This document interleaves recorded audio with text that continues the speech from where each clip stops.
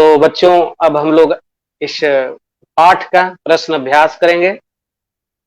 पहला प्रश्न है, अपी दीदिया बुरी फंसी कैसे? तो अपी दीदिया इसलिए उनको परेशानी हुई कि वह मकर संक्रांति के दिन तो केवल खिचड़ी और चूड़ा दही गुड़ तिल खाने को मिलेगा, और अपी दीदिया खाती नहीं थी, इसलिए वो परेशान हो गई। अगला है प्रश्न, संथाल के लोग सरहुल कब और कैसे मनाते हैं? तो संथाल के लोग सरहुल फरवरी मार्च में मनाते हैं। वह साल के वृक्ष की पूजा करते हैं। लोगों से वो चंदा मांगते हैं। चंदा में मुर्गा चावल मिश्री मांगते हैं। घर को सुंदर सुंदर फूलों से सजाया जाता है। करीने से लिपाई पुताई की जाती है। लोग पंक्ति में एक दूसरे के कमर में हाथ डालकर नृत्य करते हैं।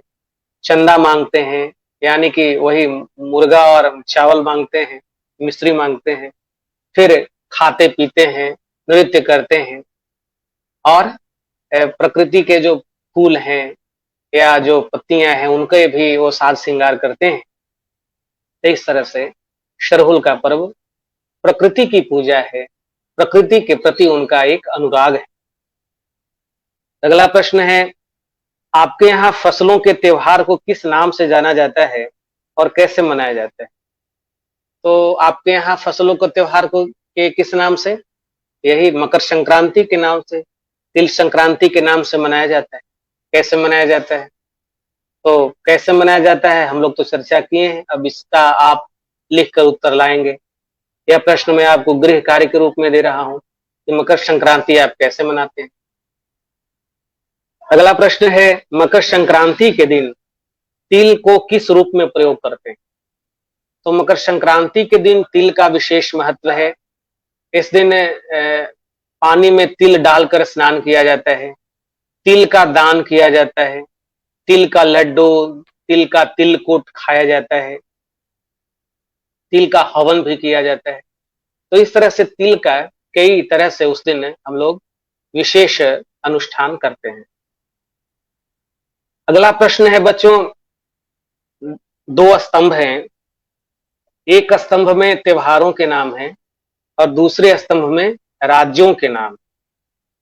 अब ये मिलान करना है कि कौन सा त्योहार किस राज्य में मनाया जाता है। तो पहला है बिहू। तो बिहू जो त्योहार है वह किस राज्य में मनाया जाता है? यह असम में मनाया जाता है। पोंगल, पोंगल किस राज्य में मनाया जाता है? तो तमिलनाडु में मनाया जाता है। ओणम, ओणम कहाँ मनाया जाता है? केरल में मनाया जाता है।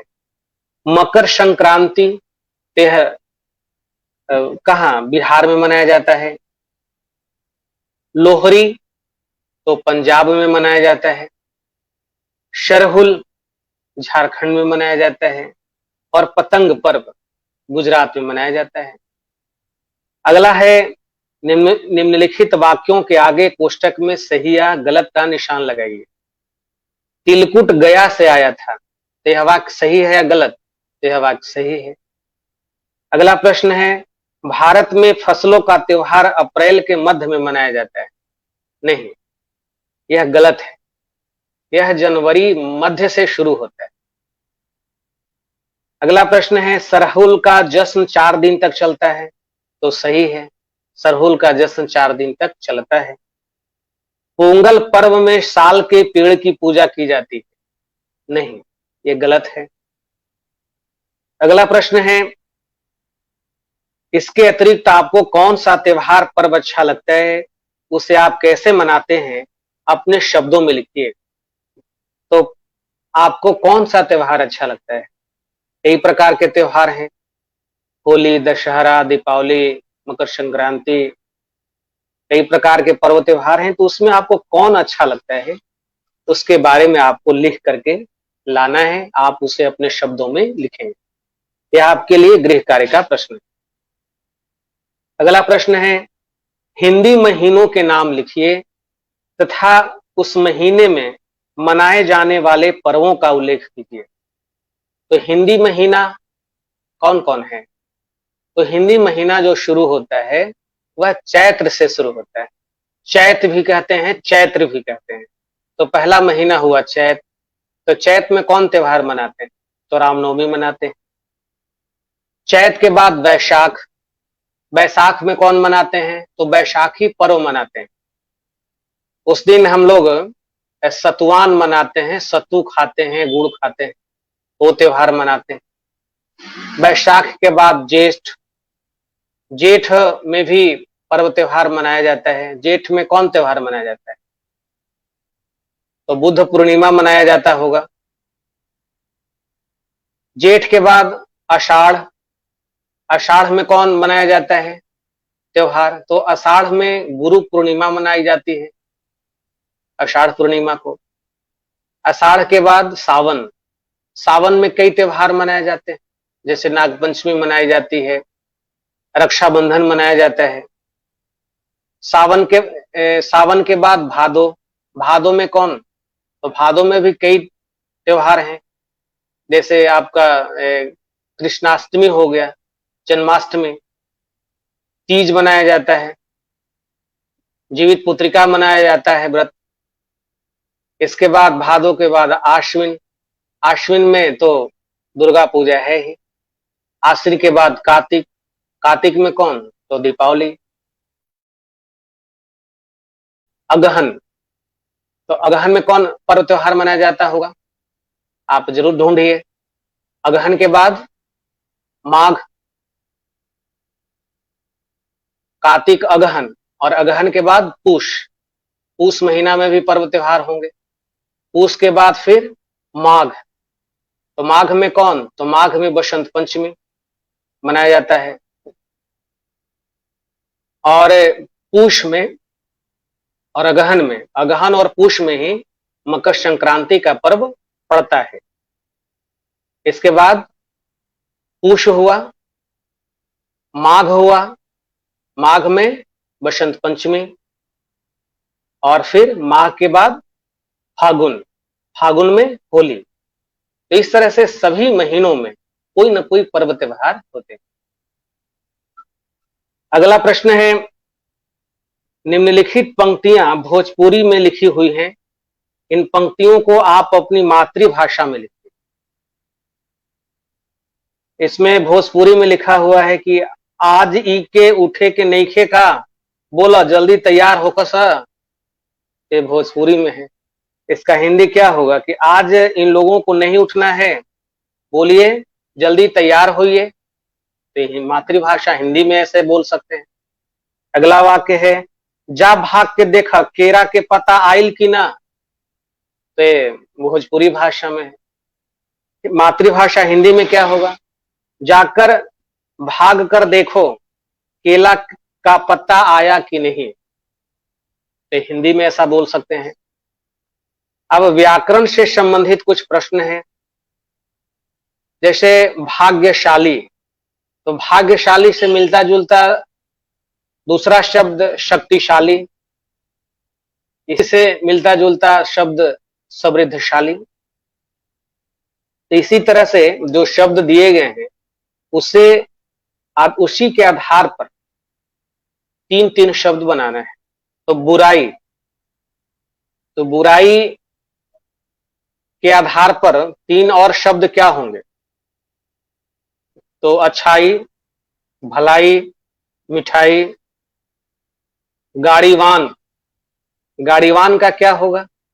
धनवान, भगवान, भाग्यवान, सामर्थ्यवान, ये सब होगा। पाठशाला, पाठशाला से क्या होगा? पाठशाला का पाकशाला।